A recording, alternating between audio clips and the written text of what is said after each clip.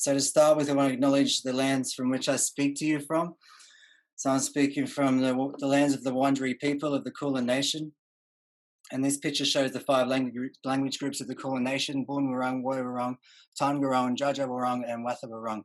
And these lands were stolen. Sovereignty was never ceded. I pay respects to elders past, present, and emerging, and acknowledge anyone listening that might be of Aboriginal or Torres Strait Islander descent, and anyone of Indigenous descent as well. Specifically, I speak to you from Naarm or Melbourne in the southern east point of the mainland down there. And I'm a non-Indigenous male who benefits from living and working on these lands. And if you haven't seen this before, this is an Indigenous map of Australia showing the land beneath our current states and territories. Australia is divided up to about 8, but here it's 200 to 500 mobs and language groups. Someone described it as a hologram once, which I thought was interesting. So I navigate my way through the world at the moment as a sculpture and installation artist and as a facilitator. That's where all the scribing comes from. Scribing's a gift, so I will provide better copies of those for you guys tomorrow. It's fun, I enjoy doing it.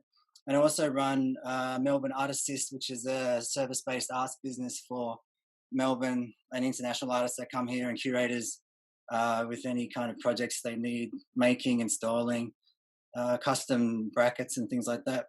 And I've been doing this collectively for about 10 years, and COVID really put a stop to that and made things uncertain. So we're talking about uncertainty today. We live in an accelerated, fabricated human world. So my advice is to be ready for change always. Be ready to face outside disruptions head on as they come, and prepare yourself mentally, physically, and spiritually, because more are going to come, and they're going to come faster. And we need to work together. So I'm going to share some ways that I try and do this. Don't always succeed, but first one is to acknowledge that I'm a human in a collective world. Here it is with all its invisible borders and shapes. Travel's been a big part of my life. I acknowledge that it's a privilege to be able to travel, and as you travel, you gain new insights. You see the common traits and needs of all humans across our cultures are all different, but the needs are still there. They're the same. And you also see the impacts we're having on the planet, which are the same as well. And it's really visible wherever you travel. Different perspectives. So I'm going to share 2 books I've just read recently with you, both Indigenous authors. So Tyson Yunkaporta, he wrote Sandtalk, It's How Indigenous Thinking Can Save the World. It's interesting the way he wrote it. He created these objects and carved signs and symbols into these objects, and then he wrote the book from that. So, and it's a way to store knowledge and retain memory and pass it on to other people. And the next book is Bruce Pascoe's Dark Emu. Different book. This one is very factual based. He took notes from early settlers, and it shows how Indigenous Aussies lived very sophisticated lives before their lands were stolen from them, and it gives a proper view into how modern Australia was formed, very much different to what we're taught at school. And I'll never look at the Milky Way again the same way. It's also called the Dark Emu. There is a bit of a shape of an emu there. And the Bangarra dance troupe, I just thought I'd put that one in there because it was a great physical representation. This guy reminds me to acknowledge self-care and gratitude and compassion, and to rest. So take a rest when you need it. You might not know when you need it, but take a rest from time to time. If you can look after yourself, you're better placed to help and extend that to others. So this is a hawksbill turtle taking a rest about 18 meters. It looks like he's roaring, but he's actually yawning. And I sat down at the same level as him. I took that photo. The next acknowledgement is combating apathy. And this is a simple quote a teacher of mine gave to me in first year, which is basically, don't worry where you're going, just keep working, keep going. So I thank David Shea for that one. And I've added, keep making, keep drawing, keep painting, keep dancing, whatever your medium or discipline is, just keep doing it. Next slide is another quote by an Aussie artist, John Davies. Links up pretty well with the last one. I didn't know about this artist until I stumbled across him at a gallery once.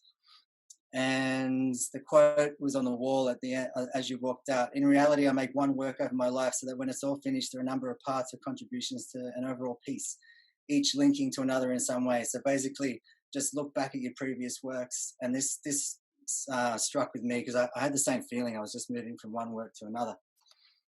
Music as influence. So in a sense of process, creation and development of a practice, I chose Daft Punk and Pink Floyd, which sat perfectly in this image I was found the other day. Two conceptually driven bands. I like the way they fold their music back in on themselves or remix themselves in. So you have plenty of ideas. You don't always need to look back for the brand new. You're making a body of work. It's a long-term practice. Look at your own practice objectively and be in your conversation with your own work from time to time. So halfway through, I thought I'll show one of my works. This one's called Timelapse. It is a conceptual piece. It's an industrial reef. It's a constructed reef made from lower half is construction props used to build concrete buildings, and the top half is sculpted steel.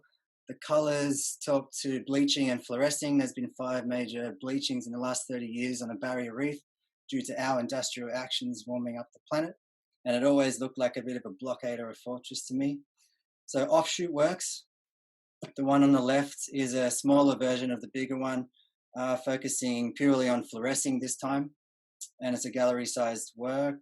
And the other ones is a series I'm still working on, spider-like sea stars made out of reinforced steel, the same steel you find inside concrete to reinforce it. So all construction materials. So these are offshoots from the bigger work. Some earlier works, glass pieces I've done 2014 to 2016. So the one on the left is a large kind of island, 1.5 by 2 meters, looking at landscape, waste as landscape. So glass standing in for waste in this particular situation. And then you've got all the breakdowns of the states or the provinces to make up a one single landmass. And the one on the right plays with light and geometry and ancient symbology. I want to work more on these ones. So sun worship. Egyptian sun worship. This one here, same year, came out of the wooden templates used to make the glass piece, the previous glass piece, and the slide from slide number 2, the indigenous map of Australia.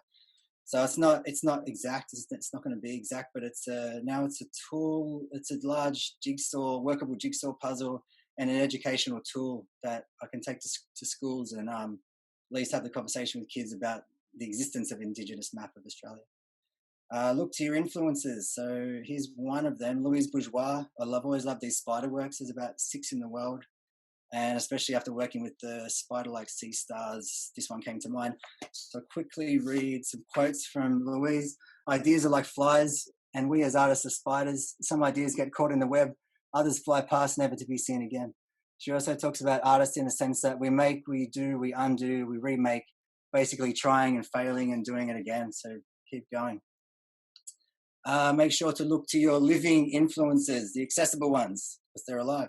So Robbie Rowlands is one of my favourite ones, artist in Melbourne. This work is called Light Falls. It's a permanent public work in Townsville. So he works with memory and interventions into spaces and objects. He's put holes through houses, curved holes through houses. And I was lucky enough to have him as a mentor for the coral piece. So thanks, Robbie, if you're listening. James Turrell has always been an influencer of mine. He's made these sky spaces, so you may have seen them. There's plenty around the world. 2 in Australia. This one's on the top of Mona in Tasmania. They're all quite different, but they run with the same model of an architectural space big enough to accommodate large numbers of people, to have a communal or solo experience. And there's an oculus in the ceiling, and he plays with light around dusk and dawn to alter the inside, to then alter the colour of the sky above.